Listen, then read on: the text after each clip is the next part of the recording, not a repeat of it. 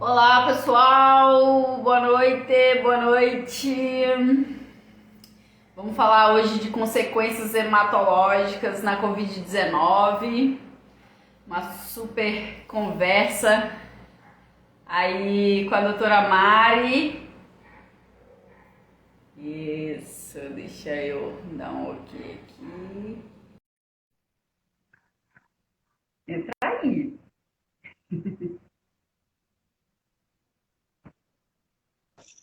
Olá, doutora. Oi, Lu, tudo bom? Tudo bem? E você? Tudo bem também. Tá ouvindo certinho? Tô ouvindo bem? Você tá me vendo, me ouvindo bem? Tudo ok? Tudo ok, internet favorável. Beleza, show. Deixa eu pegar aqui. Mandou? Bom, ó, o pessoal entrando aí já. E aí? Bom, gente, hoje vamos falar de consequências hematológicas com a doutora Mari. Vai ser um super papo. Deixa eu mandar aqui pra galera aqui que me pediu aqui. Já. Mari, então, vamos conversar. Esse assunto eu acho que é muito propício, uma situação aí que a gente está passando, né, com essa doença. Meu nome é Luciana Guzmão, sou fisioterapeuta, estou aqui com a doutora Mari. Pode se apresentar, doutora? Oi, boa Qual é noite. a idade sua? Pode deixar. Boa noite para quem já está por aqui. Então, eu sou a Mari Stephanie, pode chamar de Mari mesmo, eu sou hematologista. E no momento estou trabalhando na linha de frente, né, contra a Covid. E acredito que vai ser bem importante essa conversa, porque é um tema que a gente precisa conversar, está muito interligado, e eu aceitei de coração o convite da Lu, porque acredito que ela tem muita coisa para acrescentar também na parte de ventilação desses pacientes. Arrasou. Então vamos nessa, né? Vamos já entrar no nosso assunto.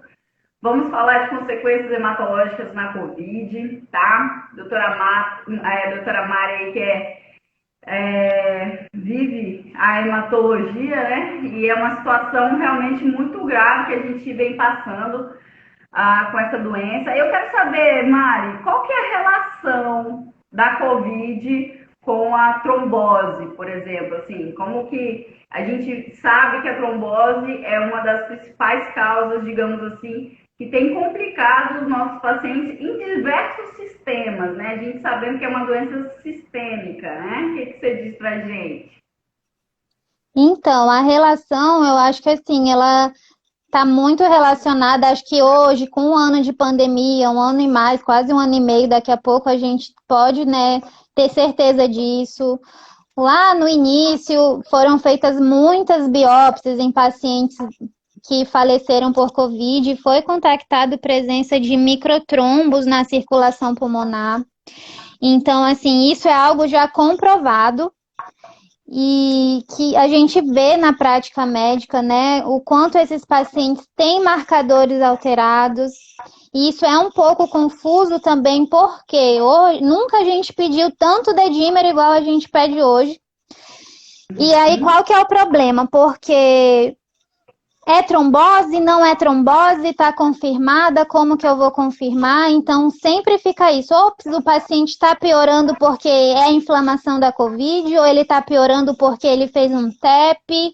Então, assim, isso são perguntas muito importantes da gente esclarecer. Então, vamos começar assim. Ponto 1. Covid e trombose tem uma relação que todos já sabem. Então, a gente precisa muito associar critérios clínicos laboratoriais do paciente, lembrar que a COVID tem fase, que é na fase inflamatória onde... Lu, tá escutando bem? Você me fala se não tiver, tá? Tudo Que é ok, tudo bem. que é nessa fase inflamatória, né, o maior problema que a gente precisa ficar de olho, que é aí na segunda semana da doença. Então, assim, o Uhum. que que é importante eu estar conversando com vocês? O dedímero é um marcador muito importante. A gente sabe que o dedímero, né, é aquele marcador que na formação de um trombo, de um coágulo, ele está presente porque a fibrina, que é a malhinha que está ali naquele trombo formando, quando ela é degradada pelo nosso próprio sistema, ela vai liberando produtos, que um desses produtos é o principal, é o dedímero.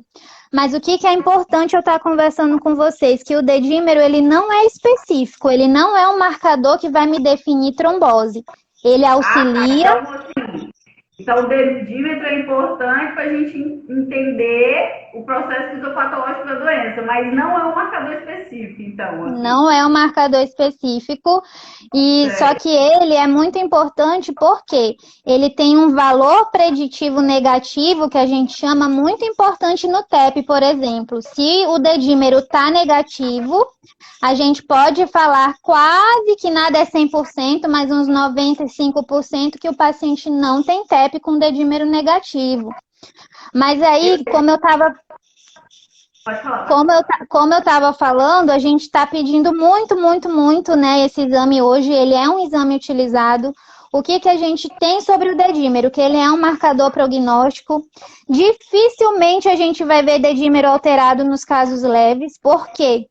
O que que acontece? Como tem muita inflamação na COVID, a gente até chama de tromboinflamação, porque é essa inflamação que vai lesar o endotélio, liberando principalmente o dedímero, né? Então, assim, lembrar disso, que ele é um marcador inflamatório importante na COVID, que os valores aumentados de dedímero geralmente maior que 4, 6 vezes o limite, ou seja, um paciente com dedímero em torno de 3.000, ele tem chances de ter um pior prognóstico na doença, ele é um marcador de pior prognóstico, ele não confirma trombose, por isso Mas que é a um gente. marcador de pior prognóstico. Posso dizer assim, se o meu paciente está com o dedímero aumentando, então possivelmente é um paciente potencialmente grave, mais complicado. Isso mesmo, porque vai falar pra gente que o paciente está mais inflamado, né? Porque é essa inflamação que está causando o aumento do dedímero, fazendo ele ser liberado. E outra coisa importante em relação a esse tema é a gente amarrar esse conceito, não relacionar trombose com dedímero, não é coisa sinônima, mas a gente saber que é um marcador importante prognóstico que vai ajudar sim a gente, porque um paciente que a gente está suspeitando de trombose, está com o dedímero muito aumentado, é uma coisa que vai colaborar na nossa hipótese diagnóstica, né? Entendi, entendi. Muito bem. Então, já que a gente falou até de trombose, né? Como que eu vou desconfiar que o nosso paciente está fazendo TEP, que é a tromboembolia pulmonar, assim, mais especificamente? Certo. Esse é outro ponto que na nossa prática médica do dia a dia, de físio, de tudo, né, na prática dos cuidados do paciente, o que acontece? A gente lança essa pergunta: o paciente está piorando da parte respiratória porque é só inflamação da COVID ou ele está fazendo uma trombose? Então, no nosso meio, eu posso falar aqui, como Porto Velho, que é onde eu trabalho, a gente tem dificuldade de conseguir exames específicos, inclusive a Lu sabe disso, a gente não está tendo muito suporte de angiotomografia, que é um exame fundamental nesses pacientes para a gente tentar estar confirmando o TEP, mas clinicamente, como que eu vou suspeitar? Primeiro, aquele paciente que está com provas inflamatórias em queda, mas ele começa a piorar da parte respiratória. Alguma coisa está estranho, porque se era só inflamação, as provas inflamatórias teriam que estar aumentando junto, não baixando e ele piorando da parte ventilatória, né? Que está piorando a relação PF progressivamente, com aumento expressivo de dedímero. Eu não tenho como ficar falando só de sintomas, porque a COVID é uma doença respiratória, então, assim, o paciente tem dispneia, que é o que a gente vê, né, no TEP, no paciente só com TEP que não tem COVID, ele vai ter dispneia, aquela dispneia que a gente fala súbita, que começa a falta de ar do nada, tosse, pode ter hemoptise, que é algo que guia a gente também no dia a dia se o paciente apresenta algum tipo de hemoptise, mas o que é algo confundidor? Como esses pacientes estão expostos a VNI, a tudo isso, resseca muito, né, a via aérea desses pacientes e eles também podem sangrar. Então, assim, a gente precisa muito de um cuidado com o paciente, de estar do lado a lado dele para a gente suspeitar. Outra coisa, examinem as pernas dos pacientes. Isso, gente, é muito importante. Por quê? Lembrar que a maioria do tromboembolismo pulmonar começa com uma trombose na perna, né? E o coágulo que vai viajar pela circulação e parar lá no pulmão, piorando a parte ventilatória do paciente. Existem casos que a perna não aumenta de tamanho, ou seja, não tem edema, e a gente precisa triar esses pacientes, principalmente pacientes de UTI. É muito importante fazer ultrassom de membro no leito, porque isso ajuda muito a gente a ver se não tem uma trombose oculta e suspeitar de TEP nesses casos, né? A gente está numa situação muito complicada em relação a não conseguir angiotomografia, mas porque outro ponto que eu falo aqui, de não relacionar valor de dedímero a TEP. Nós tivemos uma experiência agora no Semetron, que o paciente conseguiu pagar o exame, a família pagou, ele tinha 70 mil de dedímero, era um dedímero extremamente alto, não veio TEP.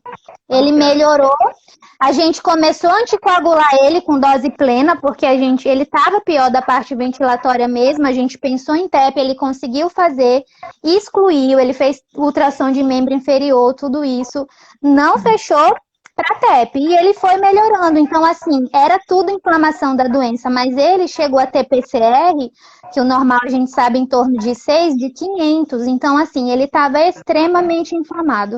E o dedímero estourou de inflamação mesmo. Tá, então, assim, para a gente deixar organizado aqui o nosso raciocínio, para eu confirmar o TEP, eu precisaria do quê? Da angio-TC. A gente tem critérios de probabilidade, né? Tem até um score, que é o T-score de Wells, que ele usa alguns parâmetros, como, por exemplo, se o paciente teve acamado, se ele fez cirurgia no último mês, se ele tem trombose na perna, que é o maior marcador, né? Como a gente já conversou. Se ele está taquicárdico, se ele tem alguma doença maligna. Então, de acordo com esses parâmetros, a gente consegue calcular e isso vai nos dar uma probabilidade. Isso é bom na beira do leito, porque como a gente não tem angio-TC, a gente consegue meio que calcular a probabilidade desse paciente estar com TEP. Então, um valor baixa probabilidade, menor que 2, entre 2 e 6, uma probabilidade intermediária, e alta probabilidade quando está maior do que 6. Certo, muito bem. E até que a gente sabe que, assim, eu não sei se você sabe me dizer, assim, quantos por cento, mais ou menos, que esses doentes têm desenvolvido de TEP, tá?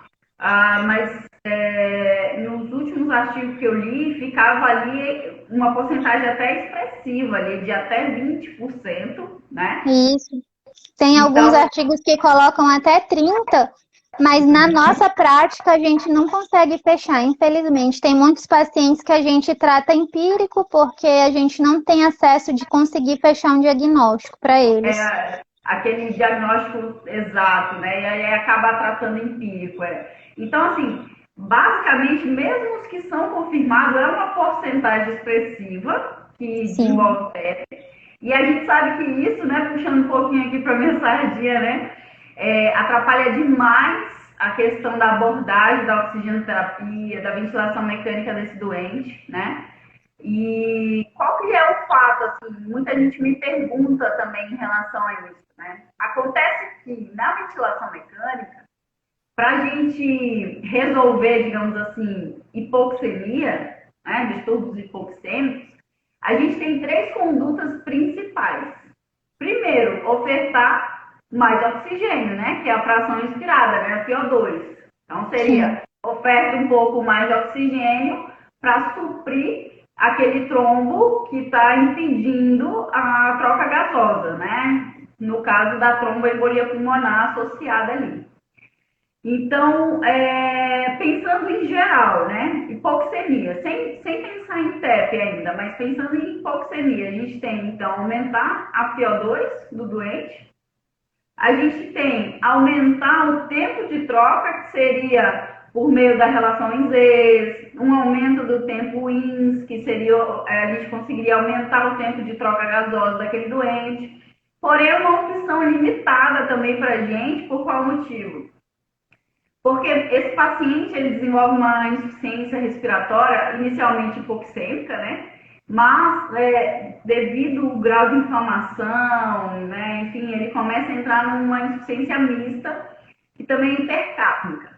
E nesse sentido, também para suprir toda essa hipoxemia e também, principalmente quando ele entra no cansaço mesmo, uma fadiga, enfim, ele começa a fazer um aumento da frequência respiratória muito expressivo. E por este motivo, a gente não consegue muitas vezes trabalhar com um tempo INS mais alargado, a gente não consegue usar uma pausa inspiratória lá no modo VCV, por exemplo, porque a gente, usando uma pausa, né? Então, o paciente inspira, faz uma pausa inspiratória e depois expira. Então, essa pausa ajuda nos distúrbios hipoxêmicos, porém, muitas vezes não cabe, né? Pelo fato da situação daquele doente, né? Então, assim, é uma opção, mas a gente fica um pouco limitado. Então, fração inspirada de oxigênio, tempo de troca, seria tempo INS, relações INS, pausa inspiratória. E a outra medida seria a PIP, né? Para a gente resolver distúrbios hipoxêmicos. Santa Pipe. A planta PIP, né? Que é aumentar a pressão inspiratória final do doente para eu aumentar a área de troca. Então, assim, e eu resolvo muito bem muitas das hipoxemias na ventilação mecânica com essas opções, né? Porém, no COVID e na situação dele dele ter desenvolvido uma TEP e principalmente a nossa dificuldade de realmente diagnosticar a TEP, é muito importante que os profissionais, fisioterapeutas, médicos, enfermeiros, né, todo mundo, entenda que a PIP, nesse momento, pode ser muito mais prejudicial do que ajudar, né? Porque usando uma PIP, aumentando muito a pressão intratorácica ali, eu acabo estrangulando, né, a circulação, e uma circulação que já está prejudicada por causa do trombo, é prejudicada ainda mais por um excesso de PIP. E aí eu não consigo fazer a troca gasosa adequada, não resolvo o problema e posso ainda piorar a situação desse paciente, né? Porque aí eu sobrecarrego o coração direito, né? Eu aumento a resistência vascular pulmonar. Então, assim, é realmente uma situação que a gente fica, né? Então, assim, para fechar o raciocínio aí de quem está com a gente, então a questão muitos desses pacientes desenvolvem TEP, né? Em torno ali de 20%, 30%, varia, né? Nos estudos tem variado ali entre 15% e 30%, né? O que é um grau bastante expressivo já. Sim. A doutora falou sobre o diagnóstico, o ideal é a gente ter uma anjo-TC. Infelizmente, muitas das unidades do país a gente não tem isso para a gente conseguir realmente fazer o diagnóstico mais preciso. E até uma coisinha, Lu, sobre isso é que mesmo nos centros que tem, às vezes, os pacientes COVID, a gente sabe, eles estão muito instáveis, né? Então, em certos momentos, eles nem conseguem, mesmo tendo mão da anjo-TC, não consegue chegar a fazer o exame por instabilidade mesmo. Exatamente, ainda temos essa dificuldade de transportar o paciente, tirar o paciente do leito para fazer um exame, né? Então, assim, é realmente uma dificuldade muito grande para a gente. E as opções que a gente teria na ventilação mecânica para resolver a hipoxemia, pode jogar contra a gente, né? Porque, como eu falei aqui, né, a própria PIP seria uma opção boa para a gente resolver uma hipoxemia, não é a mais ideal para a gente resolver a hipoxemia da TEP.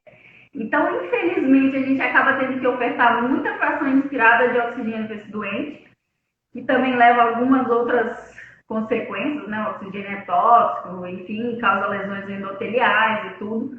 Você acredita que essa questão da oxigenoterapia, do excesso de oxigênio, possa favorecer o processo inflamatório ali relacionado com endotélio, conteúdo sanguíneo? Você acredita que pode ter também uma piora relacionada a isso?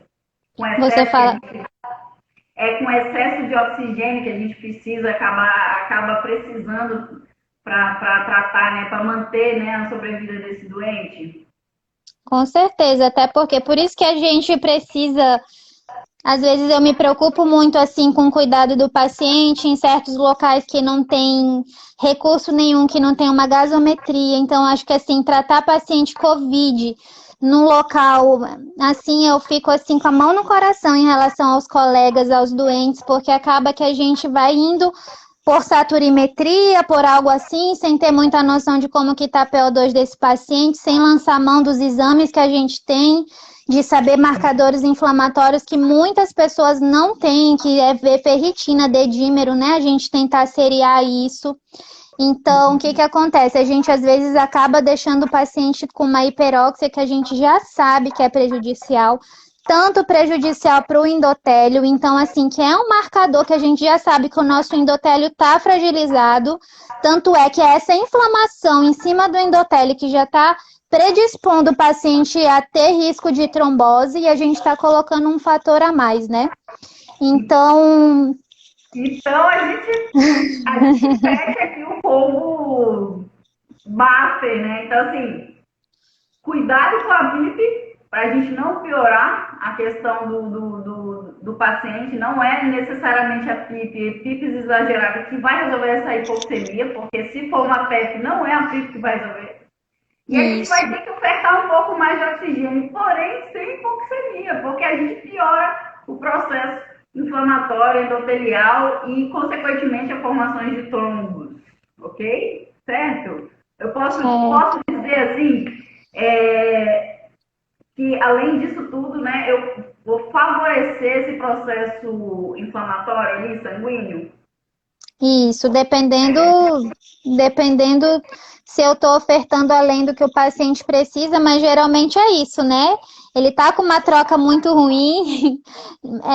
A gente não tem tantos pacientes assim que vêm com uma hiperóxia, digamos assim. Geralmente eles estão mais hipoxêmicos mesmo. Eu não sei qual é a tua experiência, Lu. Mas a nossa experiência é paciente que vem com uma PO2 bem mais baixa mesmo. É muito ruim, por isso que eles precisam muito. Aí a atenção justamente é aquele paciente que, de certa forma, respondeu à oxigenoterapia, a gente não ultrapassar os limites. Não fazer hiperóxia desse doente, porque a gente pode piorar a condição clínica ainda mais dele, né? Então, são dois pontos importantes, puxando um pouco a questão da consequência, né? Sanguínea ali, lesão, cascata inflamatória e oxigenoterapia e ventilação mecânica propriamente dita, né? Então, são dois pontos importantes aí.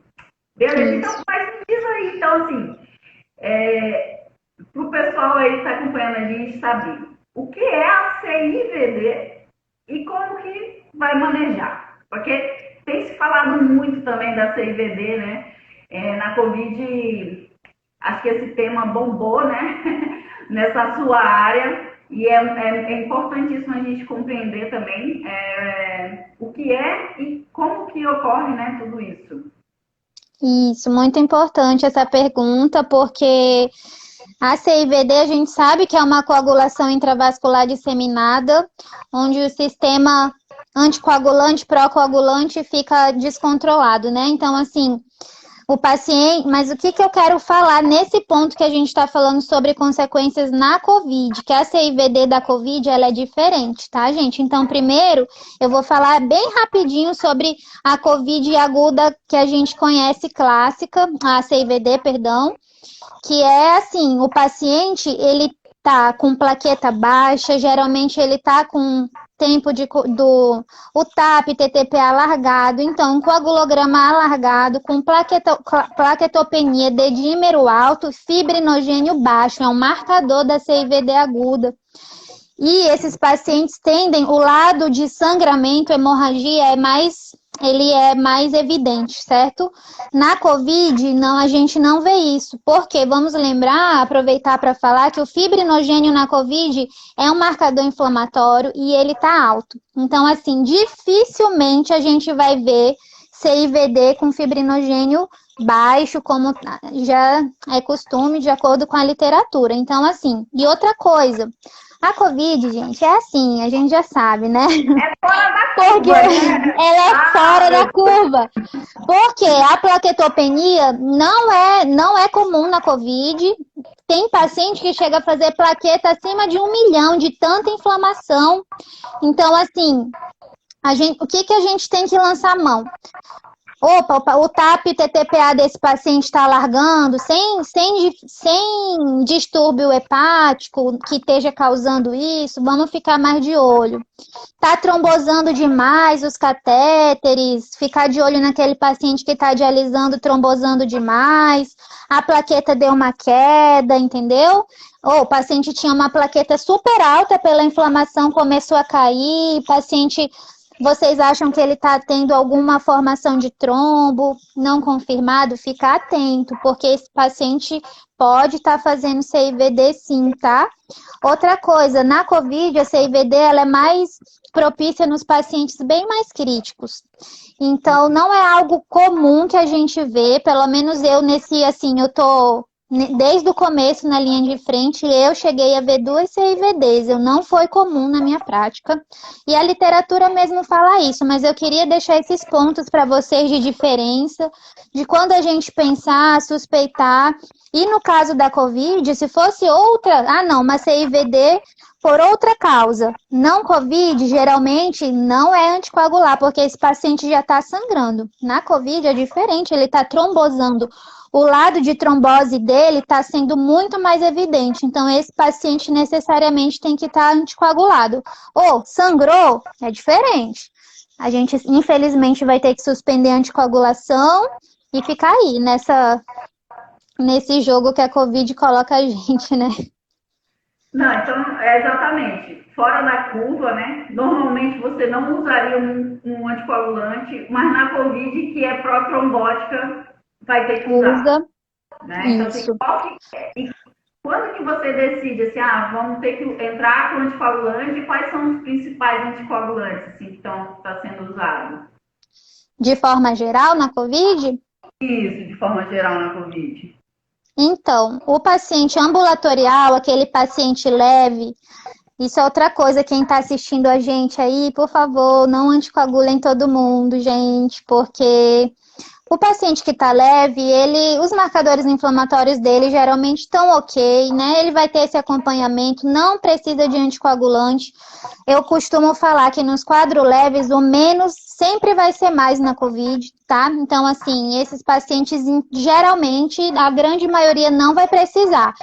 O paciente já tem um fator de risco, tem algum distúrbio de hemofilia, por exemplo, ou um paciente muito acamado, um paciente que já teve uma trombose, né? Ou ele é extremamente obeso. Isso, caso a caso, a gente vai avaliar. No geral, não é para usar nenhum tipo de anticoagulante em paciente ambulatorial. Ou o paciente precisou internar, outros 500. Quem precisa internar está com grau de hipoxemia, está com grau de inflamação mais acentuado, então esse paciente vai se beneficiar. Hoje, o que a gente tem? Internado, as heparinas, a gente não usa anticoagulante oral nos pacientes internados, até pelo manejo de complicações, porque heparina tem antídoto, heparina a gente consegue manejar melhor, se sangrar, se acontecer algum evento. Então, assim, heparina de baixo peso molecular, como a enoxaparina, que é a que a gente mais tem usado. O paciente está ok, sem evidência nenhuma de trombose, é dose profilática, ou seja, eu quero evitar que ele tenha um evento trombótico, então eu vou fazer uma dose de 40 miligramas. Mas, nesses pacientes, a gente também pode estar usando a não fracionada. Só que qual que é o problema dela? Não é que é um problema, mas ela expõe um pouco mais a equipe porque ela é 2 vezes ao dia. Então, vai ter 2 aplicações, mas para dose profilática ela é ok também, certo? Então, a gente pode estar usando as 2 heparinas. Ah, não, meu paciente, eu estou suspeitando de uma trombose, aquilo que a gente já conversou. As provas inflamatórias caindo, mas dedímero aumentando, hipoxemia piorando. Fiz um eco, tá com algumas imagens sugestivas pelo eco, aumento de VD, calcula critérios de Wells, faz tudo. E aí eu decidi, eu quero começar a anticoagulação plena, que é dose terapêutica, 1 miligrama por quilo de enoxa. Comece e é isso. A não fracionada, aqui a gente tem um problema muito grande, porque ela precisa ser em bomba. Eu não sei se você já chegou a vê-lo. A não fracionada precisa calcular pelo peso do paciente, precisa de exames, ela tem que estar dosando um TTPA, que é um marcador, né, de coagulação, de 6 em 6 horas até chegar na dose ideal, e então a gente tem um problema. Com esse tipo, geralmente aqui em Porto Velho a gente não tem conseguido fazer. Mas a heparina não fracionada para doentes críticos, ou seja, aquele paciente que está na UTI, um paciente com insuficiência renal, dialítico, com clearance menor que 30, idealmente o melhor seria não fracionada, mas por falta de condições mesmo de estar fazendo tudo isso, acaba que a gente usa enoxaparina até nos pacientes que estão com clearance abaixo de 30, numa dose menor, a metade da dose. Se é 1 miligrama de 12 em 12, a gente usa 0,5 de 12 em 12. E assim, tateando, se tiver algum sangramento vai suspender, e é dessa forma que a gente tem feito em paciente internado. Certo. E pós-alta, assim, tem alguma indicação de anticoagulação também? Então, esse é outro tema importante de se falar também, porque o que acontece? Se o paciente internou, se aquele paciente foi para UTI, ficou entubado, é um paciente crítico, já tem estudos falando que pode ter trombose pós-alta até assim 45 dias, em torno de 6 semanas, certo? Então, isso é outra avaliação caso a caso. Eu já falei para vocês que dedímero não é marcador de trombose, mas nesse caso tem se usado um valor de dedímero. Ontem mesmo eu li um artigo que até ele baixou esse valor, que eles colocam assim: se você vai dar alta para um paciente que está com dedímero 2 vezes acima, ou seja, geralmente acima de 1.000, esse paciente poderia se beneficiar de receber anticoagulação para casa. Em torno de 30 dias a gente tem feito, porque é 4 a 6 semanas. E como a caixinha do anticoagulante vem 30, até para benefício do paciente e tudo, porque a gente sabe que anticoagulante oral é caro.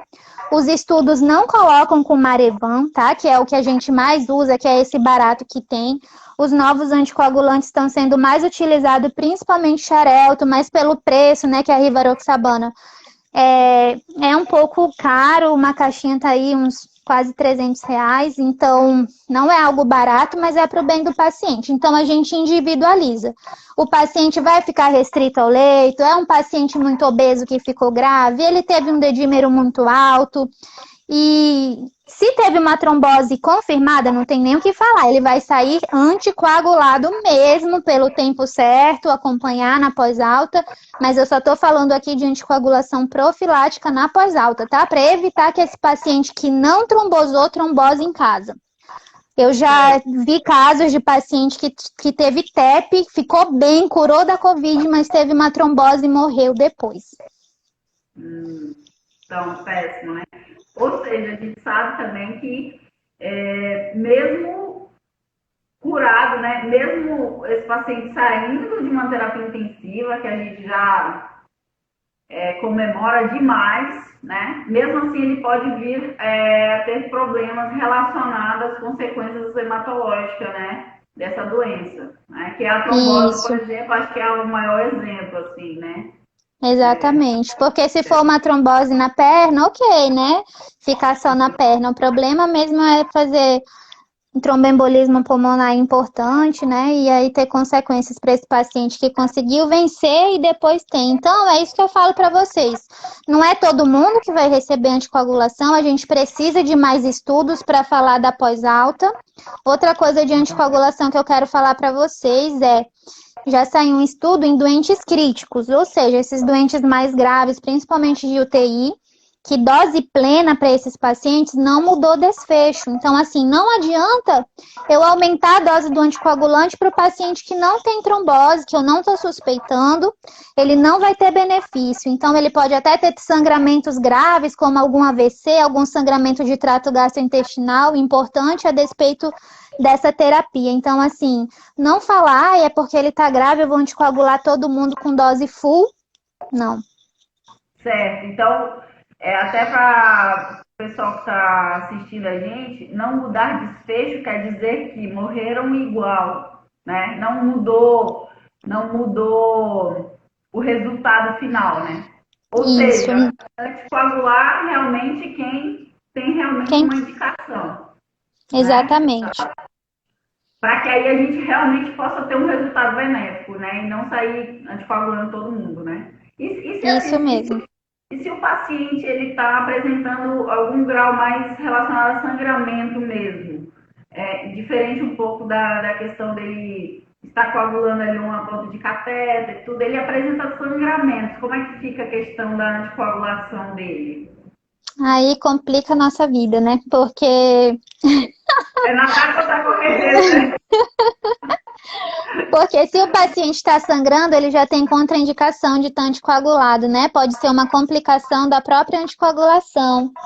Então, esse paciente, a gente vai ter que tirar o anticoagulante dele. Inclusive, assim, eu quero também falar isso, aproveitando que você perguntou, Lu.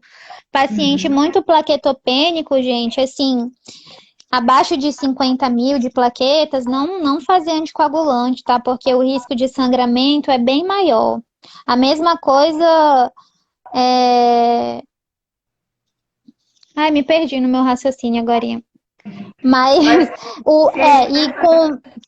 e com o paciente com provas de coagulação muito alteradas, por exemplo, tô com INR acima de 2, cuidado com a anticoagulação, tá? Porque a gente pensa tanto no status protrombótico desse paciente, mas se ele está sangrando, se ele tem algum fator de sangramento, ele tá com uma plaqueta baixa, tá com algum alargamento de prova de coagulação, muito cuidado com sangramento. Se for um sangramento intenso, o que a gente pode... Quem tem PTI, nem pensar então, nem pensar. Quem tem PTI e tá com plaqueta muito baixa, não pode usar anticoagulante. Fala o que é PTI aí para nossa audiência.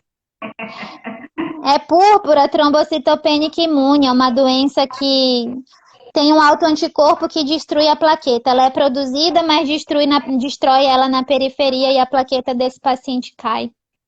Aí não dá para usar. Né? Pacientes plaquetopênicos segue o rumo, né? A gente não vai poder anticoagular, né?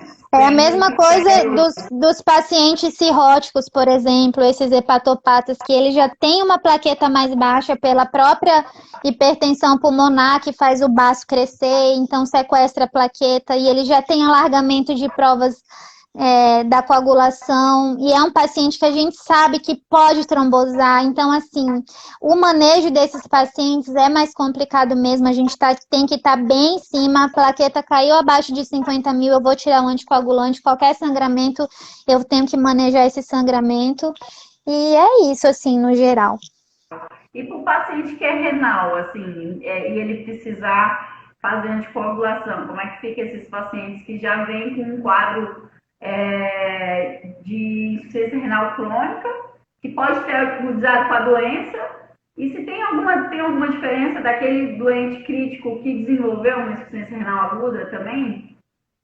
Sim, então, a gente avalia muito pelo clearance de creatinina também, né?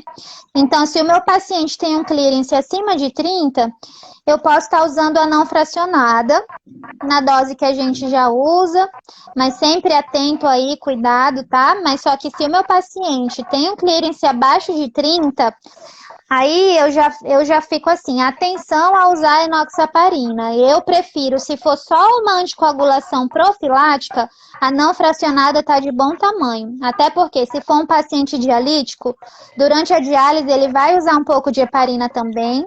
E ele precisa, porque esses pacientes, eu não sei se você tem essa experiência, geralmente trombosa muito, até assim, quando a gente vai, algum paciente precisa ser entubado ou passar o acesso, a gente passa o acesso, é impressionante, que se você já não conectar, já entope, porque trombose, assim, é algo que já coagula muito rápido.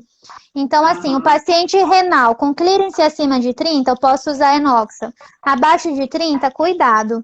Reduzir a dose e eu dou preferência para não fracionada mesmo. 5.000 de 12 em 12, de 8 em 8.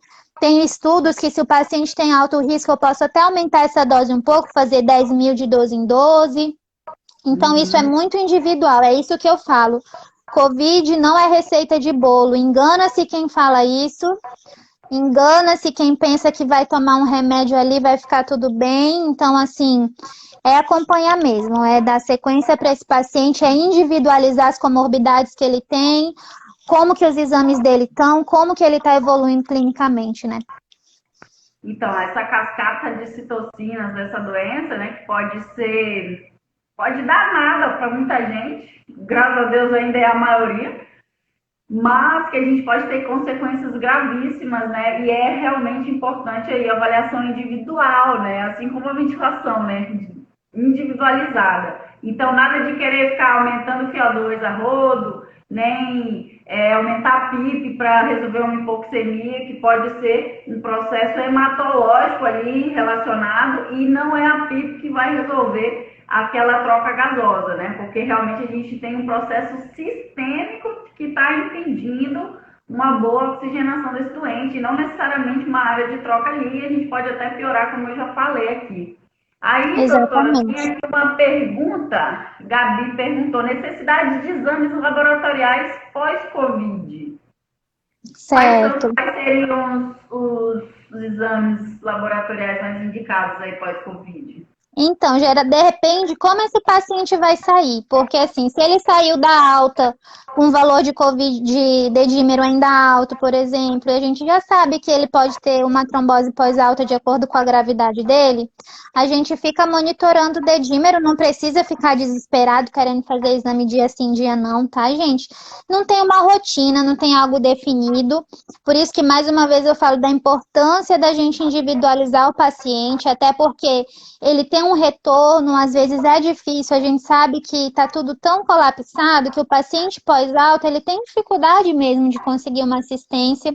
A gente tenta fazer uma cartinha para a UBS, no nosso próprio serviço o paciente consegue voltar com pneumo, esses pacientes que têm comprometimento pulmonar importante, a gente já dá um retorno, ele volta no pneumo 15 dias, daqui um mês, para ele ter uma reavaliação. Exame de imagem, tem estudos que sugerem repetir depois de 4 semanas, porque a gente sabe que a imagem demora, o paciente melhora clinicamente, mas a imagem demora ainda para desaparecer. Então, também tranquilizar os pacientes quanto a isso, que não vai ser isso que vai mudar o desfecho deles na alta. Então, a gente tenta fazer assim, se o paciente tiver como ter um acompanhamento, faz exame básico, hemograma, dose do dedímero de acordo com o quanto que se o dedímero foi alto. Muito paciente tem TGO e TGP alta pela COVID, já seja pelo uso de ivermectina, que, enfim, não é o nosso tema, mas muito paciente fazendo transaminite, né, assim, umas hepatites medicamentosas, então, às vezes a gente demora a alta desses pacientes porque eles estão com TGO e TGP alto. E aí segura porque não sabe se ele vai conseguir acompanhar, se vai piorar, como que vai ser. Então, assim, opa, o paciente está em queda de TGO e TGP, dá para dar alta? Repete no pós-alta desse paciente, mas nada de ficar fazendo muito exame, não vai ser necessário, porque se o paciente recebeu alta, ele tinha condições clínicas para isso. Se ele vai receber anticoagulação estendida também, sempre orientar que qualquer sangramento procurar o sistema, né, de saúde. E é isso, individualizar. Em caso de trombose, né, alterações de membro, dor, né? Exatamente, dor, ouvir que a perna tá mais inchadinha que a outra, né? Mais doadinha que a outra, né? Sempre ficar de olho nisso.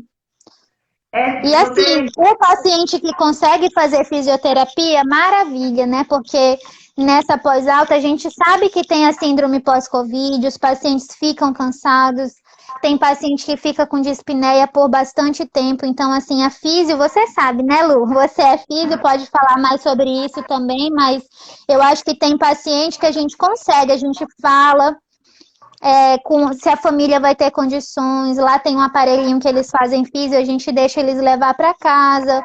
Coisas assim, do dia a dia, mas que é muito importante estimular a deambulação desse paciente, falar assim, olha, nada de ficar acamado em casa, ande no quintal, faça exercício em casa, vá andar com proteção, mas andar para estimular o movimento mesmo. Isso aí, 2 pontos que você tocou agora, realmente nem vamos entrar em detalhes aqui de kit, ivermectina, etc., porque a gente sabe que é hepatotóxico e a própria doença já é hepatotóxica e pode piorar ainda mais a situação. Mas, aproveitando um pouco o link aí da reabilitação, minha Nossa Senhora, a importância também da reabilitação pós-Covid, então ele retornar, tanto fazer a reabilitação mesmo, e aí os profissionais que vão estar mais em contato aí é o próprio fisioterapeuta, mas numa situação melhorada, assim, uma atividade física mais monitorada, né, é importante. E você falou um pouco do raio-x, por exemplo, que a doutora perguntou lá sobre os exames. Nossa, tem estudos assim, está mostrando até 8 meses os pacientes continuam com imagem de hidrofosco no exame pulmonar, né, que é o que a gente mais utiliza a tomo, né, principalmente ali, que mostra com mais detalhes.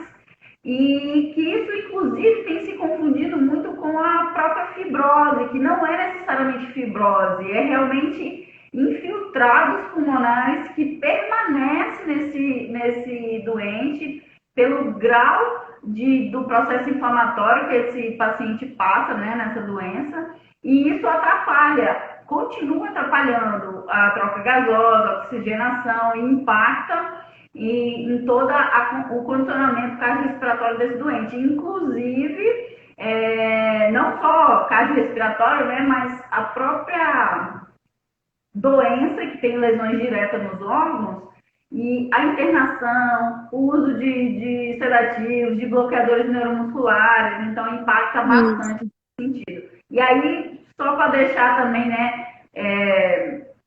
claro, né, que a questão da automedicação pode piorar ainda mais a situação, né, e a gente evitar isso. E o ideal seria realmente todo mundo fazer um acompanhamento, mesmo pós-alta, né, para evitar complicações pós-alta, né, que pode ocorrer também, né. Exatamente. Legal. Doutora, tem uma pergunta mais curiosa, né? Tem se falado sobre grupos sanguíneos, né? Teve um aluno meu que falou assim, discutir grupo sanguíneo na Covid é igual discutir horóscopo, será? Porque, tipo assim, parece um assunto que surgiu assim, o que será que um grupo sanguíneo, e será que esse grupo sanguíneo realmente tem impacto nessas consequências, tanto da própria cascata de citocinas, né, quanto das consequências em geral? O que você diz pra gente? Então, isso também foi muito falado, né? Pobre dos que são grupo A igual eu, todo mundo falando que grupo A era pior, tinha um desfecho pior, mas assim, não é, tá, gente? A princípio se pensou mesmo, teve uns estudos sobre isso retrospectivos e tudo, né? Onde eles pensavam que o grupo O ia melhor por não ter antígeno na superfície, coisas assim. E que o grupo A teria um desfecho pior, teria uma gravidade pior, mas agora no dia 5 saiu na JAMA um estudo sobre isso. Então, assim, que já nesse estudo comprovou que grupo sanguíneo não altera a mortalidade, nenhum deles não foi pior em quem é A, não foi pior em quem é O, nada disso. Ele mostrou algumas coisas, assim, que homem tem um desfecho pior, que é o que a gente também vê, assim, no nosso dia a dia, né? Mas em relação a grupo sanguíneo específico, eu acho que com isso daí dá para acabar um pouco com esse alarme, né? Que não tem como não ser. As pessoas estão... Não vai alterar, né, o resultado, então. Não, então, assim, foi um estudo bom. Pelo né? Embora, Não. assim, discutiram, aí deu uma acalmada, e depois discutiram de novo, né? Mas esses últimos estudos têm mostrado que até então não tem relação, né? Isso, agora, nesse último estudo aqui que foi publicado, né, numa revista ótima, então, assim, de confiança, acho que dá pra gente ficar bem mais calmo em relação ao grupo sanguíneo também. Muito bem. Legal, doutora. Acho que foi um momento excelente aqui de troca. Obrigada pelos seus esclarecimentos. Se você tiver alguma coisa a mais para acrescentar, você tem alguma coisa a mais? Acho que a gente falou do geral, né? Acho que são É assuntos isso, gente. Eu acho que assim, Covid é como você falou, Lu, a Covid em uma pessoa pode ser super leve, ela não pode sentir nada, em outra ela pode ter o desfecho muito ruim, infelizmente tirar vidas, né? A gente vê como que tá sendo assim ruim essa doença. Eu acredito que dia após dia a gente está vendo, a gente está conhecendo um pouco mais sobre ela. Não acreditar, gente, em vídeos de WhatsApp, pelo amor de Deus, porque eu acho que já passou dessa fase, sabe? A gente precisa acreditar na ciência e eu defendo mesmo porque olha os estudos mostrando pra gente desde o começo, grandes pesquisadores falando, parece que foram videntes assim do que ia acontecer e realmente aconteceu, realmente está acontecendo. Então acreditem na ciência. Quem puder se vacinar, pelo amor de Deus, se vacina. Se você quer tomar o tratamento precoce, tome. Eu não vou brigar mais por isso. Mas eu acho assim, não influenciem as pessoas para o mal, principalmente quem é da área da saúde. Eu fico extremamente triste com isso, porque confunde as pessoas. Você já pensou? Você vê um médico na TV falar um monte de sandice, que eu não vou nem falar aqui, mas assim, pelo amor de Deus, sabe? Consciência, se cuidem. Enquanto a gente não tiver a grande maioria da população vacinada, a gente não está protegido. Então, é isso. Isolamento social para quem pode. Você não pode, tem que trabalhar. Se cuide, use máscara, não se exponha, não exponha as outras pessoas. E procure assistência de alguém que você confie. Não acredite em vídeos por aí. Vai saber a fonte. Hoje está tendo publicação de tudo que é artigo. Então, tem que ver a confiança desse artigo, como que foi o desenho desse estudo, porque senão é uma confusão, né? Um acredita numa coisa que defende a outra, que briga por isso, que é. Então, assim, eu acho que está numa fase da gente parar, refletir e falar assim: opa, não é questão política, é vida. Eu preciso cuidar de quem eu amo, cuidar das outras pessoas, todo mundo tem um amor, e é isso. Precisando de alguma exatamente. coisa, Mari Hematolog, me segue lá. Então, eu vi que a doutora tem compartilhado um pouco dos seus conhecimentos. Gente, essa doença é tão complexa que chega a ser ridículo. Algumas discussões, assim, que desgastam demais a gente que é profissional da saúde. Inclusive, como ela falou, né, é triste os próprios profissionais de saúde discutindo temas, assim, irrelevantes. E, dado a complexidade desse tema, é importantíssimo realmente a gente entender a individualidade de cada doente, assim como na questão hematológica, né? A questão da ventilação, como eu falei aqui, não é receita de bolo, não vai colocar quanto mais oxigênio melhor, não é o caso, quanto mais PIP melhor, não é o caso, né? Então a gente tem que individualizar bem a situação. E é isso. Obrigada, então, viu, Mari? Meu nome é Luciana Guzmão também, gente. Quem não me segue aí, Físio Luciana Guzmão. Segue a doutora Hematolov, né? Doutora Mari Hematolov. Aqui eu compartilho bastante da ventilação mecânica, né? Doutora veio acrescentar muito sobre essa questão da consequência, que por si só já é uma aula. Obrigada, viu? E eu achei um tema muito interessante de trazer, justamente para citar essas coisinhas da ventilação também, que atrapalha a nossa vida, que está mais diante da oxigenoterapia, da ventilação mecânica desse doente, né? Porque são situações que complicam um pouco o manejo mesmo, e é importante a gente sanar algumas dúvidas e ter consciência de toda essa cascata de eventos, né? Obrigada a todo mundo que mandou um abraço aí, a Bárbara, ai, a Bárbara, sua R junto aí, ó. Orgulho dessas pessoas maravilhosas salvando vidas. Obrigada, gente, pelo feedback. Oi, gente, obrigada também, Lu. Queria agradecer você pelo convite. Você sabe o tanto que eu te admiro. A Lu é aquela física que a gente precisa colar nela assim. Eu conheci ela na residência e foi muito bom, assim, porque ela é uma pessoa dedicada, preocupada, ela se empenha em aprender, em ensinar para as pessoas o que ela sabe. E o canal dela é ótimo. Eu amei o seu Insta profissional, eu tô aprendendo muita coisa aí. Então, assim. Obrigada mesmo. Obrigada a todo mundo que participou, que mandou mensagem que eu nem consegui responder, mas eu vou ler de. Brigadão. Espero que vocês tenham gostado e qualquer coisa eu estou à disposição. Meu Instagram profissional, a Lu me marcou, então quem não tem, é só ir lá que eu sempre estou compartilhando coisas também. Show, galera. Obrigado pela companhia. Beijo para todo mundo. Vamos se cuidar, fazer o que tem que ser feito para a gente ter os melhores resultados possíveis. Individualizando caso a caso, cada paciente, tanto no tratamento clínico, quanto na ventilação e tudo mais. É Então, isso. galera. Tchau, Obrigada. tchau. Obrigada, viu? Tchau. Tchau.